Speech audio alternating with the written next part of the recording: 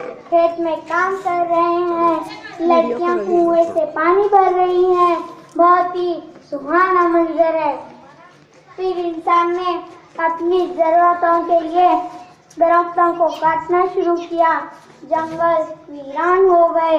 दरख्त न होने की वजह से न परिंदे रहे, न खूबसूरत तितलियां।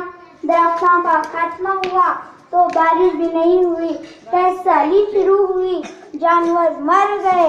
ये सब देखकर किसानों ने अपनी जानें दे दी। हर इंसान पानी न होने से परेशान हो गया।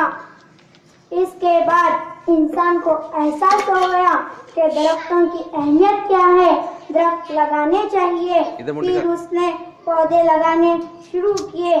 कुछ अरसे बाद वो पौधे दरख्त बन गए।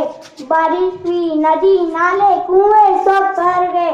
आज फिर वही सुहाना मंजर नजर आने लगा है।